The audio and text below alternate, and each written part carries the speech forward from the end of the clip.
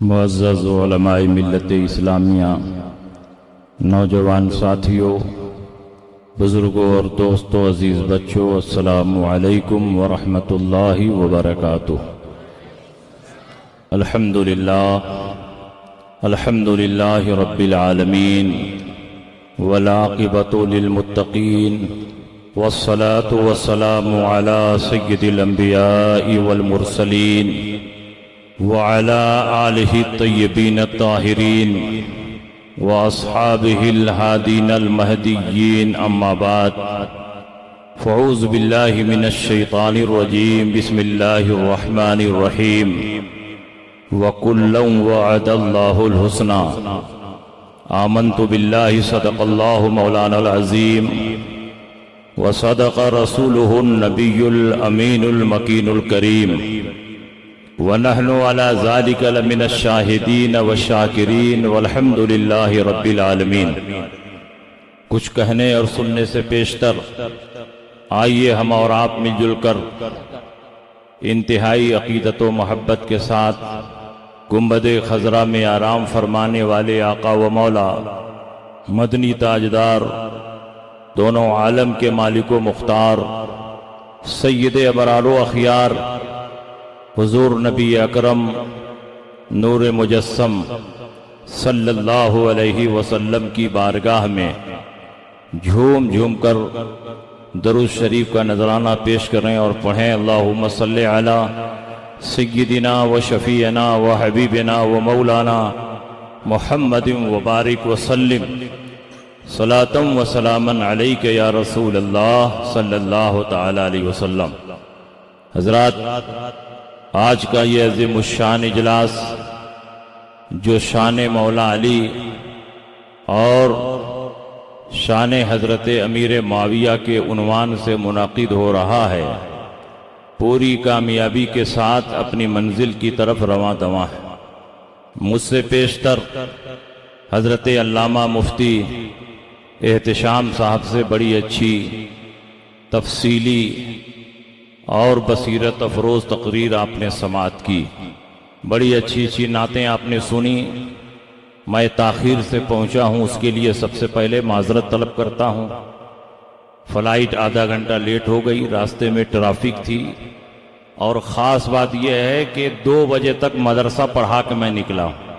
دن میں مدرسہ پڑھایا ہوں اور رات میں آپ کو پڑھانے کے لیے بیٹھا ہوں۔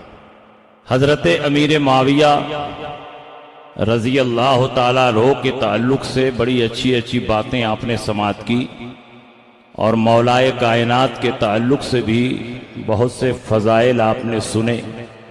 پوسٹر میں دونوں ناموں کو دیکھ کر کے یہ غلط فہمی نہیں ہونا چاہیے کہ ہم حضرت امیر معاویہ کو مولائے کائنات کے برابر سمجھتے ہیں۔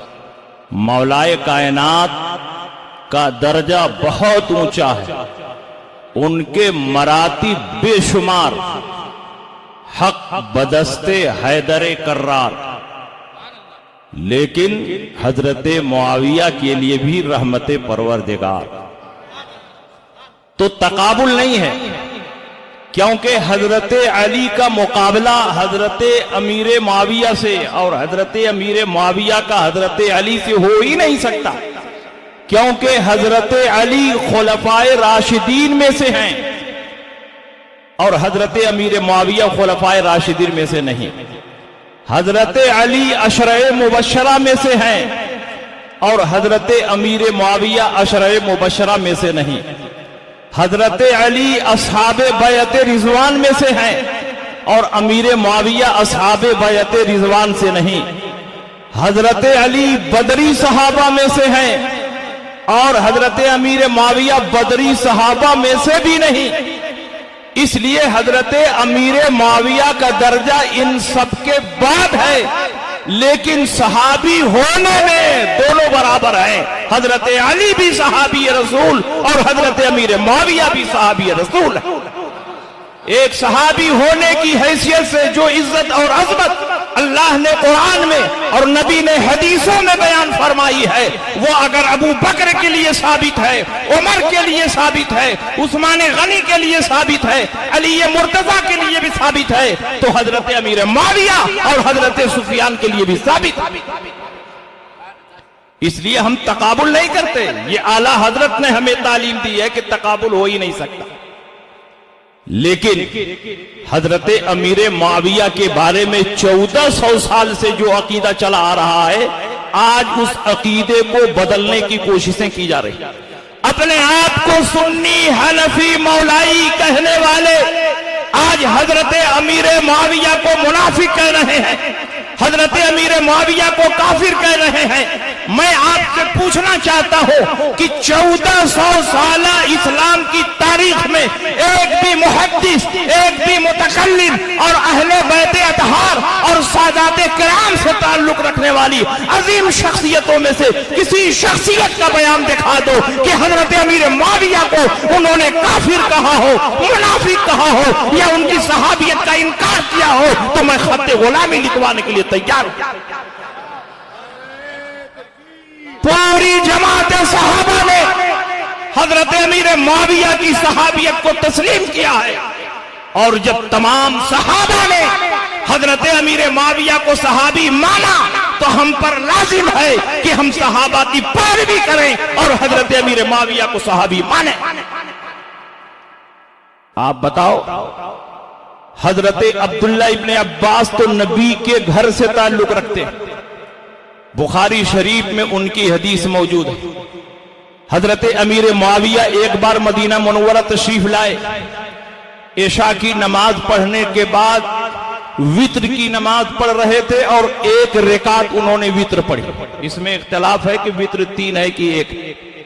حضرت عبداللہ ابن عباس کے غلام نے حضرت عبداللہ ابن عباس سے کہا کہ امیر معاویہ ایک رکعت وتر پڑھ رہے ہیں، تو عبداللہ ابن عباس نے فرمایا دعو فَإِنَّهُ قَدْ صَحِبَ رسول اللہ صلی اللہ علیہ وسلم، ان پر اعتراض نہ کرو، ان کو چھوڑو، اس لیے کہ وہ رسول اللہ کے صحابی ہیں، صحابی کے کسی عمل پر اعتراض نہیں کیا جاتا، اس لیے کہ سارے صحابہ اکبر۔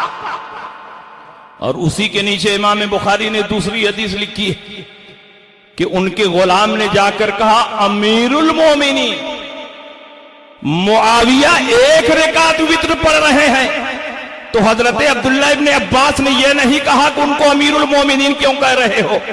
ارے اگر مومن نہیں ہوتے تو امیر المومنین کیسے ہو گئے؟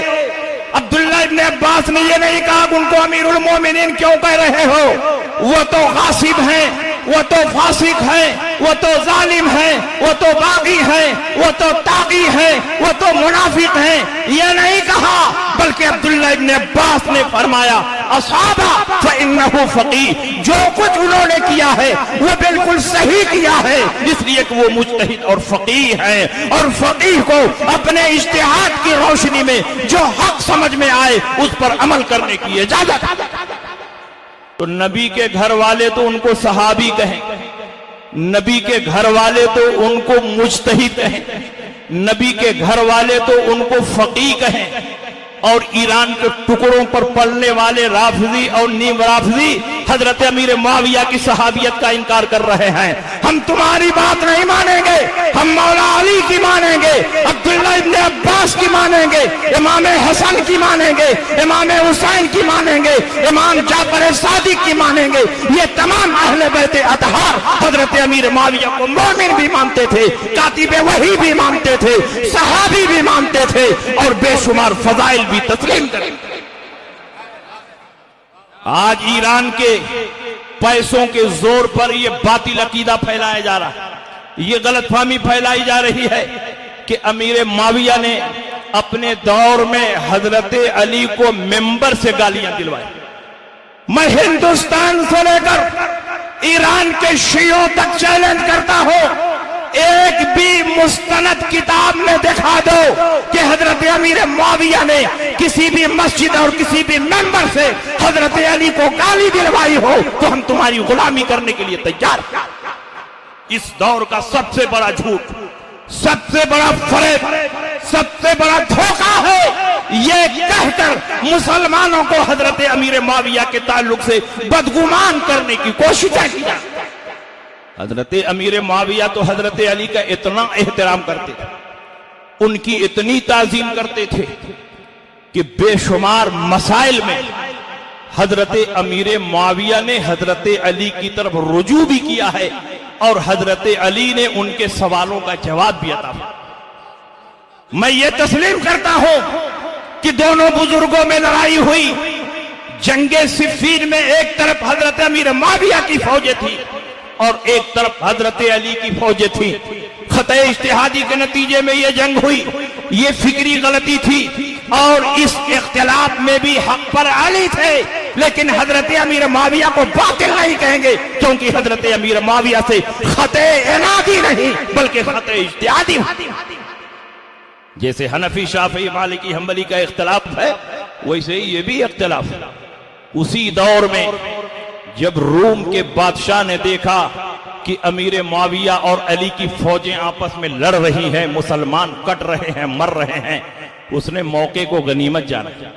حضرت امیر معاویہ کے پاس قاصد بھیجا, پیغام دیا کہ تم اپنی فوج لے کر میرے پاس آ جاؤ, ہم اور تم مل کر علی پر حملہ کریں گے اور اس صفحے ہستی سے علی کا نام و نشان مٹا دیں گے.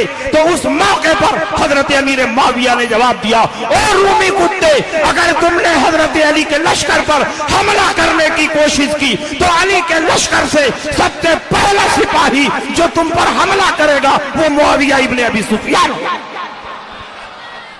نعرہ تکبیر, نعرہ رسالت, شان مولا کائنات, شان امیر معاویہ. تم کہتے ہو کہ حضرت علی کے دل میں بغض تھا, حسد تھا. ایسے موقع پر حضرت امیر معاویہ رضی اللہ تعالیٰ عنہ نے جو جواب دیا ہے وہ جواب ہماری اور آپ کی آنکھیں کھولنے کے لیے کافی. ہزار اختلاف کے باوجود, جنگ کے باوجود اسلام کے مفاد میں دونوں شخصیتیں متحد تھیں. ان کا بھی مقصد اسلام کی حفاظت اور علی کا مقصد بھی اسلام کی حفاظت. غلط فہمی کے نتیجے میں جنگ ہوئی, لیکن اس کا یہ مطلب نہیں کہ روم کے بادشاہ سے مل کر علی پر حملہ کیا جائے. یہ حضرت امیر معاویہ کو کبھی گوارا نہیں تھا. اور تم کہتے ہو کہ امیر معاویہ صحابی نہیں تھے. آج تم ان کی صحابیت کا انکار کر رہے ہو, ان کو طول صحبت حاصل نہیں ہے. تم بتاؤ کہ صحابی ہونے کے لیے کتنی مدت تک نبی کی خدمت میں رہنا ضروری ہے. تمہارے باپ میں اگر ہمت ہو تو مدت متعین کر دو. 2 دن رہنا ضروری ہے کہ 4 دن رہنا ضروری ہے کہ 2 مہینہ رہنا ضروری ہے؟ حضرت امیر معاویہ صحابی رسول ہے. عبداللہ ابن عباس نے نص صریح فرما دیا ہے کہ وہ رسول اللہ کے صحابی ہیں اور ان کے کسی عمل پر اعتراض نہیں کیا جا سکتا. انہوں نے جنگ یمامہ میں رسول پاک کے ساتھ دشمنان اسلام کے خلاف جنگ کی ہے. انہوں نے جنگ حنین میں شرکت کی اور دشمنوں کے دانت کھٹے کر دیے ہیں. انہوں نے جنگ طائف میں اور جنگ اوطاس میں رسول اللہ کے سپاہی اور خادم کی حیثیت سے دشمنان اسلام سے مقابلہ کیا ہے. جس نے بے شمار جنگوں میں رسول پاک کی طرف سے کافروں کی گردنیں اڑائی ہو, اس کو تم کہتے کہ وہ صحابی نہیں ہے. اگر وہ صحابی نہیں ہے تو بتاؤ صحابی کون؟ اور حضرت امیر معاویہ رضی اللہ تعالیٰ عنہ کی صحابیت, ان کے اسلام, ان کے داعی اسلام پر حضرت علی کا بیان سنو. جنگ صفین ختم ہوئی, ایک معاہدے اور ایک صلح کے نتیجے میں دونوں حضرات الگ الگ ہو گئے. امیر معاویہ ملک شام گئے, حضرت علی نے کوفہ کو دارالخلافہ بنایا. جب حضرت علی نے امیر معاویہ کے پاس خط لکھا تو غور سے سنو علی نے کیا خط لکھا.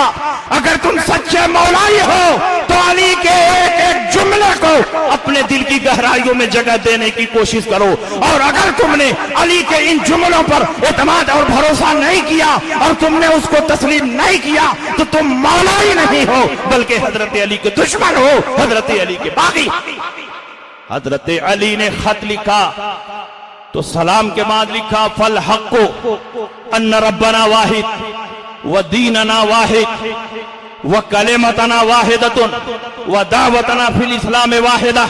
سچائی یہ ہے کہ جو تمہارا رب ہے وہی ہمارا رب ہے، جو تمہارا دین ہے وہی ہمارا دین ہے، جو تمہارا کلمہ ہے وہی ہمارا کلمہ ہے، اور اسلام میں جن باتوں کی دعوت و تبلیغ تم کرتے ہو انہی باتوں کی دعوت و تبلیغ ہم کرتے ہیں۔ اب بتاؤ دونوں کا کلمہ ایک ہے کہ نہیں؟ دونوں کا دین ایک ہے کہ نہیں؟ دونوں کا مذہب ایک ہے کہ نہیں؟ دونوں کا مقصد ایک ہے کہ نہیں؟ تو تم کیسے حضرت امیر معاویہ کو منافق کر رہے ہو؟ ان کی صحابیت کا کیسے انکار کر رہے ہو؟ پروردگار عالم نے سارے صحابہ سے جنت کا وعدہ فرمایا ہے، وَكُلًّا وَعَدَ اللَّهُ الْحُسْنَى، سارے صحابہ جنتی ہیں، اور منافقین سے اللہ نے جہنم کا وعدہ فرمایا ہے، اور جہنم کا سب سے نچلا طبقہ ان المنافقین فی الدرک الاسفل من النار، منافقین جہنم کے سب سے نچلے طبقے میں ہوں گے، اور صحابہ کرام جنت کے اونچے درجے پر ہوں گے۔ تم کہتے ہو کہ امیر معاویہ مومن نہیں ہے، جنہوں نے ایمان کی حالت میں نبی کو دیکھا، نبی سے ملاقات کی اور ایمان پر اس کا خاتمہ ہو گیا، وہ سب صحابی ہیں، اور جب ایمان کی حالت میں انہوں نے نبی سے ملاقات کی وہ صحابی رسول ہو گئے۔ منافقین کلمہ ضرور پڑھتے تھے لیکن ان کے دل میں ایمان نہیں تھا۔ صحابی وہ ہے جس کے دل میں ایمان ہو، منافق وہ ہے جس کے دل میں کفر ہو، دونوں میں زمین و آسمان کا فرق ہے۔ صحابی جنتی ہے، منافق جہنمی ہے۔ صحابی سچا ہے، اولئک ھم الصادقون، سارے صحابہ سچے ہیں، اور منافقین جھوٹے ہیں، ان المنافقین لکاذبون، بے شک منافقین جھوٹے ہیں۔ سارے صحابہ مومن ہیں، قرآن ان کو مومن ہونے کی سند دے رہا ہے، اولئک ھم المؤمنون حقا، سارے کے سارے صحابہ حقیقت میں مومن ہیں۔ اور منافقین کے بارے میں قرآن فرماتا ہے وما ہم بمومنین، زبان سے اگرچہ آمنا کہتے ہیں لیکن حقیقت میں یہ مومن نہیں۔ دونوں میں زمین و آسمان کا فرق، صحابی مومن ہے، منافق کافر ہے، صحابی جنتی ہے اور منافق جہنمی ہے، صحابی سچا ہے، منافق جھوٹا ہے۔ اتنا فرق ہوتے ہوئے بھی تم حضرت امیر معاویہ کو اگر منافق کر رہے ہو تو حقیقت میں تم منافق۔ اس لیے آپ ان کی غلط فہمیوں کے شکار نہ ہوں۔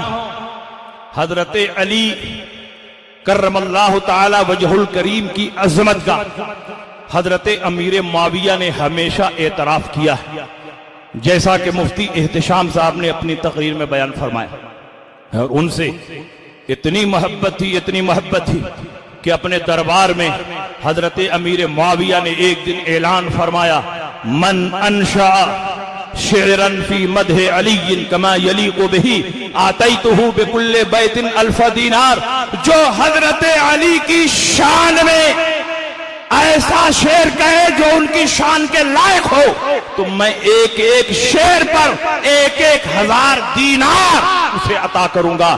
دینار سونے کے سکے کو بولتے ہیں۔ شاعروں کو کیا چاہیے؟ ایسا اعلان ہوا، سارے کے سارے شعراء جمع ہو گئے اور علی کے فضائل میں مشاعرہ ہونے لگا۔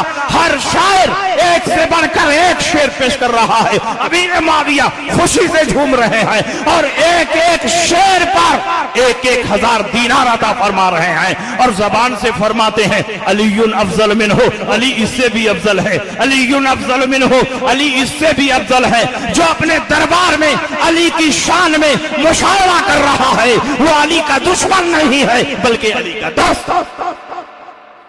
دشمنی تو تم ان دونوں بزرگوں میں ظاہر کر رہے۔ جب جنگ صفین ختم ہوئی، حضرت علی نے کوفہ کو دارالخلافہ بنایا، امیر معاویہ ملک شام آ گئے۔ علی کے ساتھ بھی بہت سارے صحابہ تھے، امیر معاویہ کے ساتھ بھی بہت سارے صحابہ تھے۔ ملک شام میں ایک نیا مسئلہ پیدا ہوا، ایسا نیا مسئلہ کہ بڑے بڑے صحابہ اس کا جواب دینے سے قاصر ہو گئے۔ تو جب صحابہ کرام کو جواب سمجھ میں نہیں آیا تو حضرت امیر معاویہ کی خدمت میں حاضر ہو، کہا حضور ایک نیا مسئلہ پیش آیا، ایسا نیا مسئلہ کہ قرآن میں بھی اس کا حکم ہمیں نظر نہیں آتا، حدیث رسول میں بھی اس کا حکم نظر نہیں آتا، دور صدیقی میں بھی یہ مسئلہ پیش نہیں آیا، ورنہ صدیق اکبر نے حل کر دیا ہوتا. دور فاروقی میں بھی یہ مسئلہ پیش نہیں آیا ورنہ عمر ابن خطاب نے حل کر دیا ہوتا. حضرت امیر معاویہ نے فرمایا ایسا کون سا مسئلہ پیش آ گیا ہے کہ قرآن و حدیث میں اس کا جواب نظر نہیں آتا.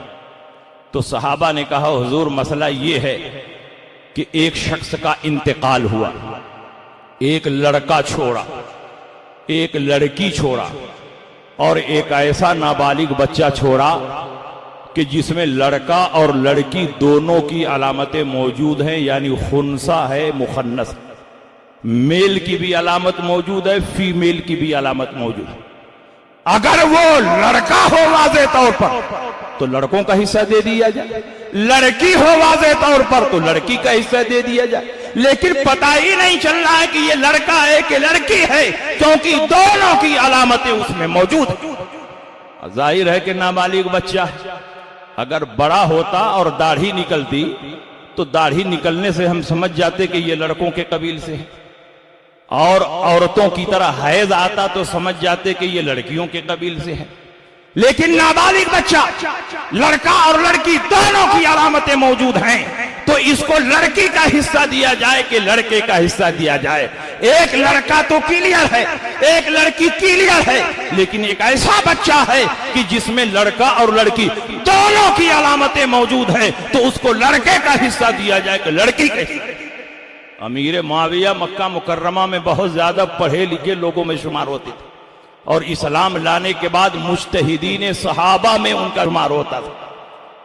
کئی مسائل میں حضرت امیر معاویہ نے اجتہاد فرمایا, مگر اس مسئلے کو سن کر وہ بھی چکرا گئے.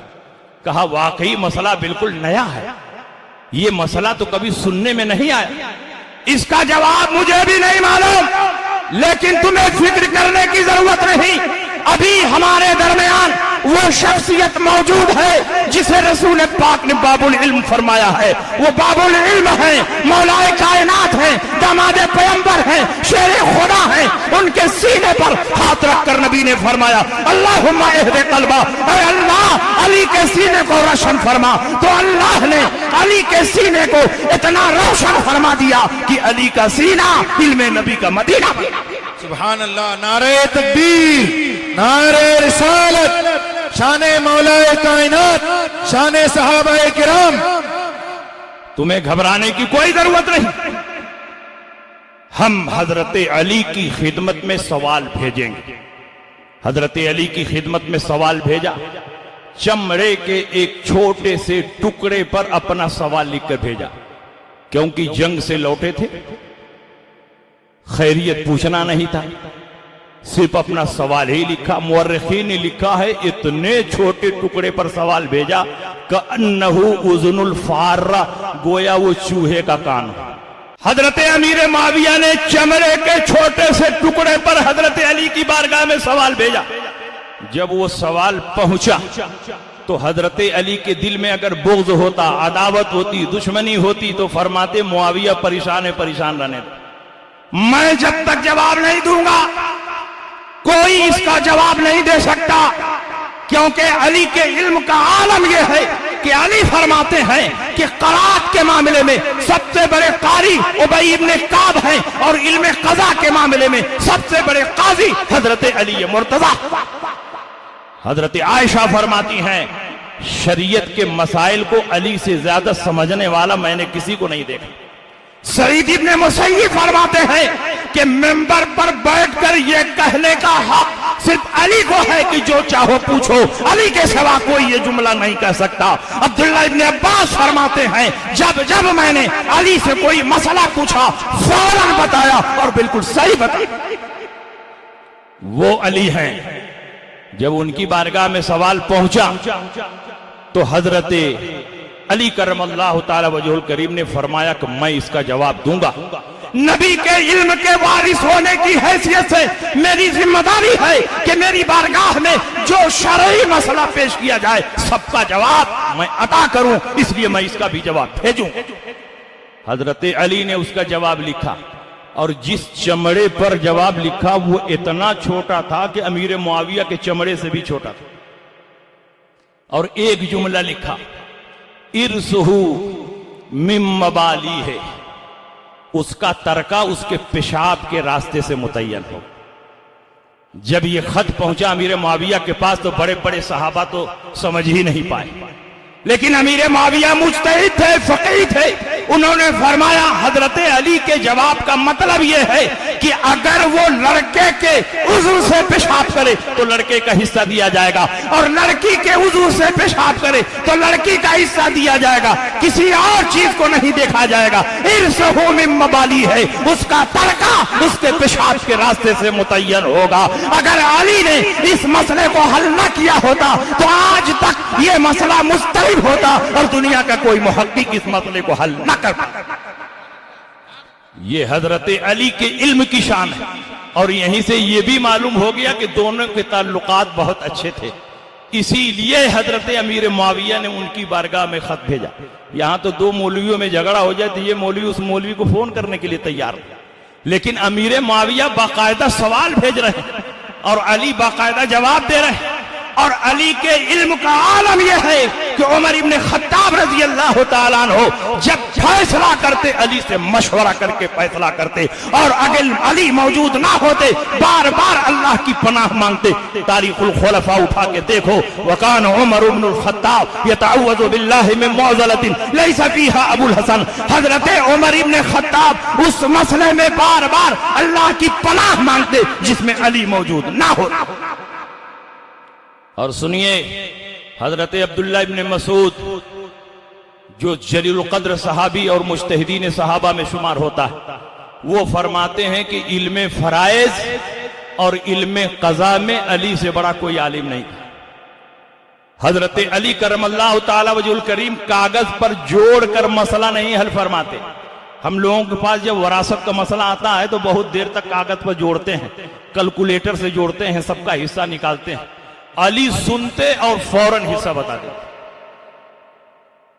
حضرت علی گھوڑے پر سوار ہو رہے ہیں، ایک پاؤں گھوڑے پر رکھ چکے ہیں اور دوسرا پاؤں رکاب میں رکھنے جا رہے ہیں، اسی لیے اس مسئلے کو مسئلہ رکابیہ کہا جاتا ہے۔ ایک عورت روتی ہوئی آئی، حضور میرے ساتھ انصاف کیا جائے۔ کہا کیا ہوا؟ کہا میرا بھائی دنیا سے رخصت ہوا، 600 دینار چھوڑ کر گیا، اور 600 دینار میں سے مجھ کو صرف 1 دینار دیا جا رہا ہے، میرے ساتھ انصاف کیا جائے۔ آج کا مفتی ہوتا تو وہ پوچھتا کہ تیرا بھائی جو دنیا سے رخصت ہوا اس کے وارثین کتنے ہیں، کون کون ہیں، کن کی موجودگی میں کون ہے، ان کی تعداد کتنی ہے، لیکن اس کائنات میں اکیلا حضرت علی ایک ایسے مفتی ہیں کہ وہ پوچھ نہیں رہے ہیں، خود بتا رہے ہیں کہ لگتا ہے تیرا بھائی جو دنیا سے گیا ایک ماں چھوڑ کر گیا، ایک بیوی چھوڑ کر گیا، اور 2 سے زیادہ بیٹیاں چھوڑ کر گیا، 12 بھائی چھوڑ کر گیا، اور ایک بہن تجھے چھوڑ کر گیا۔ عورت نے کہا حضور میرے بھائی کو جانتے ہیں، میرے خاندان کو جانتے ہیں؟ فرمایا نہیں جانتا۔ کہا تب کیسے آپ نے بتا دیا؟ کہا کہ 1 دینار اسی وقت تجھے ملے گا جبکہ یہی وارثین ہوں گے، اگر کوئی وارث بدلا تو 1 دینار تجھے مل ہی نہیں سکتا۔ اس نے کہا حضور ہم نے سمجھا نہیں، ذرا تفصیل سے سمجھائی۔ اس نے حضرت علی نے فرمایا تیرا بھائی دنیا سے گیا، 600 دینار چھوڑ کر گیا، ماں چھوڑ کر گیا، بیوی چھوڑ کر گیا، 2 سے زیادہ بیٹیاں چھوڑ کر گیا، 12 بھائی چھوڑ کر گیا، ایک بہن تجھے چھوڑ کر گیا۔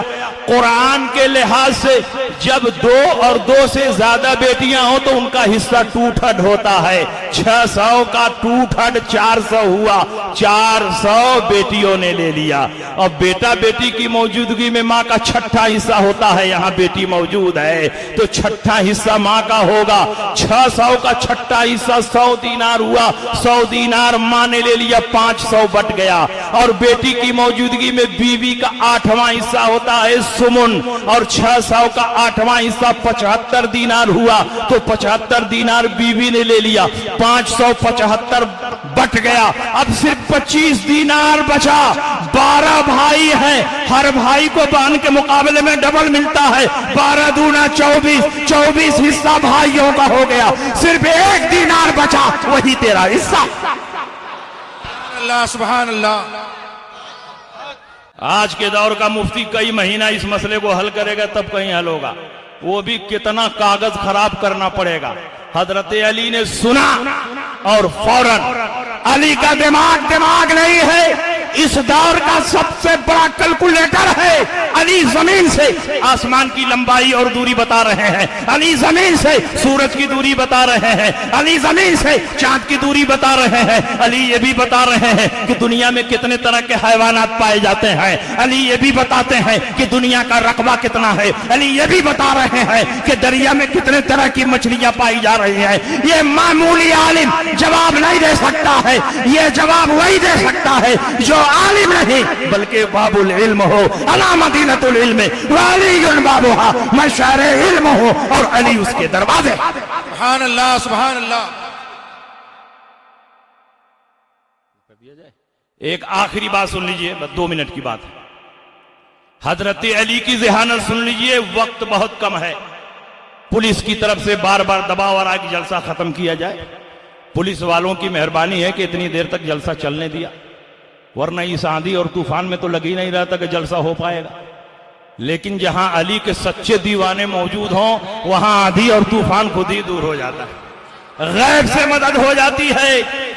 علی کی خدمت میں ایک شخص حاضر ہوا اور اس نے کہا حضور میں نے منت مانی تھی کہ اگر میرا فلاں کام ہو جائے گا تو میں ہاتھی کے وزن کے برابر گیہوں رب کی بارگاہ میں صدقہ کروں گا. میرا فلاں کام ہو گیا ہے، اب میں گیہوں صدقہ کرنا چاہتا ہوں. علی نے فرمایا صدقہ کرو، تو اس میں پریشانی کی کیا بات ہے؟ اس نے کہا حضور یہی تو پریشانی ہے کہ ہاتھی کا وزن کتنا ہوتا. میں نے منت مانی تھی ہاتھی کے وزن کے برابر گیہوں رب کی بارگاہ میں صدقہ کروں گا. بڑے بڑے صحابہ سے پوچھ لیا لیکن کسی نے نہیں بتایا کہ ہاتھی کا وزن کتنا ہوتا. آج سے 1450 سال پہلے کی بات کر رہا ہوں. آج تو جگہ جگہ روڈ پر دھرم کانٹا ہے، ٹرک کو مال کے ساتھ بھی وزن کر سکتے ہو. مال کا وزن کتنا ہے، ٹرک کا وزن کتنا ہے. لیکن آج سے 1450 سال پہلے ایسا کوئی پیمانہ نہیں تھا، ایسا کوئی معیار نہیں تھا، ایسی کوئی ترازو نہیں تھی جس پر ہاتھی کو وزن کیا گیا. لیکن علی نے فرمایا کہ باب العلم کی چوکھٹ پر آئے ہو، ہر سوال کا جواب دیا جائے گا. اس کا جواب تو بہت آسان ہے. دریا کے کنارے ہاتھی کو لے کر جاؤ، کشتی پر ہاتھی کو سوار کر دو، ہاتھی کے بوجھ سے کشتی پانی میں دبے گی. دبتے دبتے جب کشتی ٹھہر جائے تو نیچے دیکھو پانی کی سطح کہاں تک پہنچی ہے، وہاں نشان لگا دو اور پھر ہاتھی کو اتار لو اور اس کے بعد اسی کشتی میں غلہ بھرنا شروع کرو. بھرتے رہو بھرتے رہو بھرتے رہو، کشتی دبتی رہے گی دبتی رہے گی دبتی رہے گی. دبتے دبتے جب اسی نشان پر پہنچ جائے تو سمجھ لینا ہاتھی کے وزن کے برابر غلہ ہو چکا.